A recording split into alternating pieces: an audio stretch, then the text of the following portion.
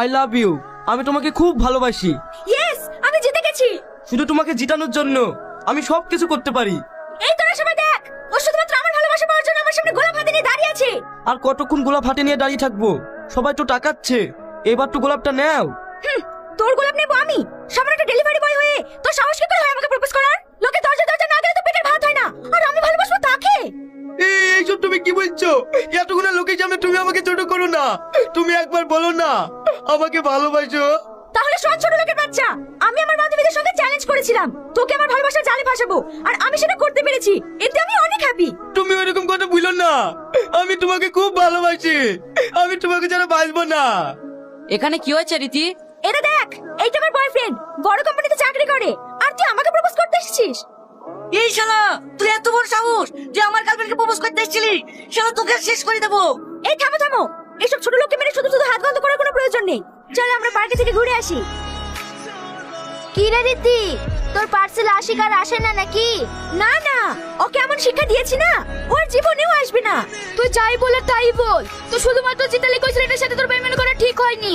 ওসব কথা বাদ দে তো, শাবনুরের কি ব্যাপার তাই বল। ওর জ্বর কি এখনো ভালো হয়নি? ভালো হবে না কেন? আজকে শাবনুরকে দেখতে আসবে, ছেলেটা বিশাল বড় লোক। তাই নাকি? হ্যাঁ রে। এই রীতি আয় আয়, আমার খুব ভালো লাগছে তোরা সবাই এসেছি। কি রে, ছেলেপক্ষ নাচতে সেজে গুজে বসে আছিস যে? তোরা বস, আর কিছুক্ষণের মধ্যে চলে আসবে। আসো আসো বাপু আসো। এই তুই দাঁড়িয়ে কেনে, তাড়াতাড়ি খাবার পানি ব্যবস্থা কর। ভাই তাহলে বলেন, ছেলে পছন্দ তো? এরকম ছেলের সাথে আমার মেয়ের বিয়ে হয়েছে, এটাই আমার মেয়ের সৌভাগ্য। না না কাকা, আপনার মেয়ে সৌভাগ্য না, আপনার মেয়ের দুর্ভাগ্য। ও বড় লোক না, ও হলো একটা মস্ত বড় চিটার। আপনার মেয়েকে ছক করে বিয়ে করতে এসেছে। এই রীতি, তুই এসব কি বলছিস? তুই একে চিনিস? এ কে? এ হলো পিজিটি কোম্পানির মালিক। না আব্বা, তোমার ভুল হচ্ছে।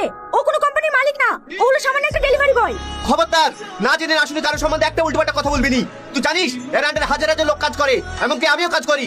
আঙ্কেল, আমিও নিজের চোখে দেখেছি এ ডেলিভারি বয়।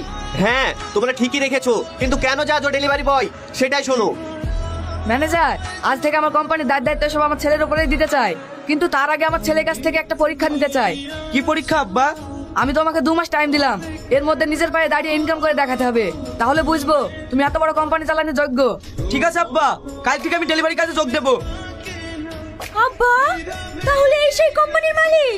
থাক, তোমরা বাপ বিয়েটা যেভাবে আমাকে নাটক করে অপমান করছো সেটা আমি ভালোভাবে বুঝতে পারছি। আব্বা, এখানে আর এক মুহূর্ত থাকতে চাই না, তাড়াতাড়ি চলো। আর হ্যাঁ, আরেকটা কথা, আপনাদের দুজনকে যেন আমার কোম্পানিটা না দেখতে পাই। স্যার, আমি কোনো নাটক করিনি, আপনি এইভাবে আমার এত বড় ক্ষতি করবেন না।